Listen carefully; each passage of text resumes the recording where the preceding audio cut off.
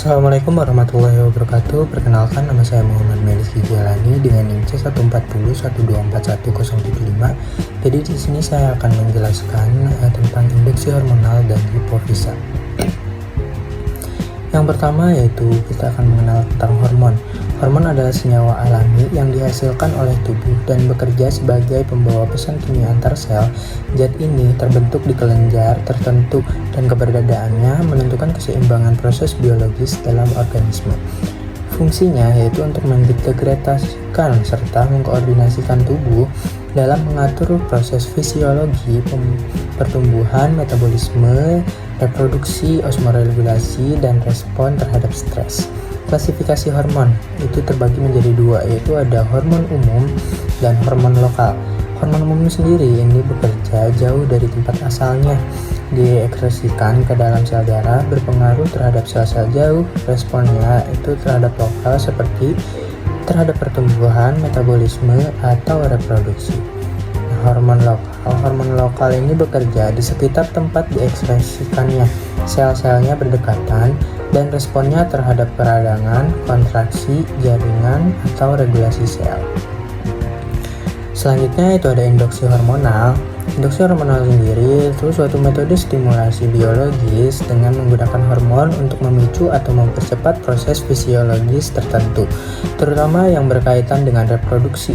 Cara ini dilakukan dengan pemberian hormon dari luar tubuh agar terjadi respon yang diinginkan, misalnya pematangan gonad atau ovulasi. Tujuannya sendiri yaitu untuk memperoleh gamet di luar musim pemijahan, memperoleh gamet lebih dini, serta meningkatkan efisiensi dan prediktibilitas. Nah, induksi hormonal sendiri itu memiliki dua hormon, yaitu hormon OADF dan OVAPRIM. OADF sendiri itu difungsikan untuk ikan yang virgin atau sedang dalam pasca pemijahan, yang tujuannya sebagai gonadal development, maturasi, dan rematurasi. Terus yang kedua itu ada OVAPRIM. OVAPRIM ini diperuntukkan untuk ikan yang sudah bunting dengan tujuan agar ikan bisa cepat memijah, mempercepat pematangan gonad, dan telur bisa cepat matang gonad. Selanjutnya ini ada hipofisa. Hipofisa adalah kelenjar kecil yang terletak di dasar otak dan berfungsi sebagai pengendali utama sistem endokrin. Kelenjar ini menghasilkan berbagai hormon yang mempengaruhi pertumbuhan, metabolisme, serta aktivitas kelenjar lain dalam tubuh. Letaknya sendiri itu dari hipotalamus atau otak depan ke infundibulum, terus lanjut ke hipofisa. Nah, hipofisa sendiri itu di dalam sela hersika. Nah, donor hipofisa sendiri itu terbagi menjadi tiga, homoplastik, heteroplastik, dan universal.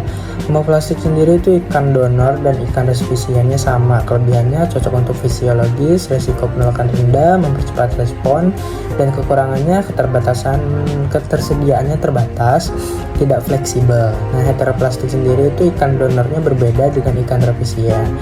Nah, kelebihannya lebih mudah didapat jika jenisnya langka, bisa digunakan lintas spesies. Kekurangannya sendiri itu efektivitasnya lebih rendah, resiko ketidaksesuaian. Nah, dari universal sendiri itu ikan dengan spesies tertentu yang dapat digunakan untuk berbagai spesies ikan. Nah, kelebihannya sendiri itu fleksibel kepada berbagai jenis ikan, praktis dalam induksi.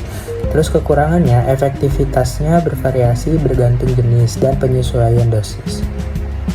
Selanjutnya ada teknik pemberian hormon.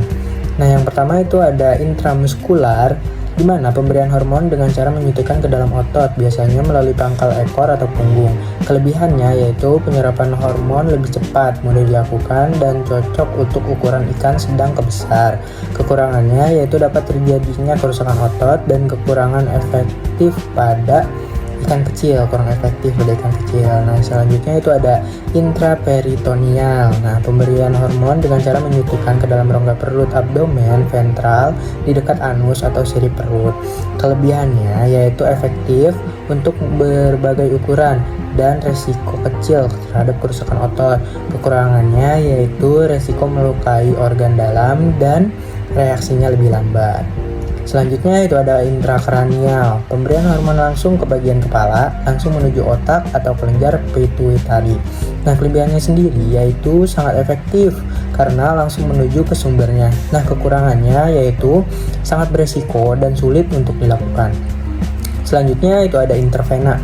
Intervena sendiri itu pemberian hormon dengan cara langsung ke dalam pembuluh darah ikan, biasanya pada sirip punggung atau ekor.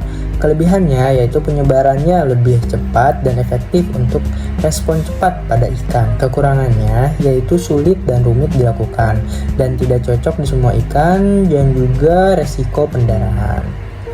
Selanjutnya itu ada oral, pemberian hormon melalui pakan atau kapsul langsung ke dalam mulut ikan. Kelebihannya yaitu praktis dan tidak membuat ikan stres dan cocok untuk massal. Kekurangannya yaitu hormon rusak di saluran pencernaan dan efektivitasnya lebih rendah. Terus yang terakhir ini ada teknik perendaman, pemberian hormon dengan cara mencampurkan dengan air media. Nah, kelebihannya sendiri yaitu bisa memberikan langsung ke banyak ikan dan bisa mengurangi banyak resiko pada ikan.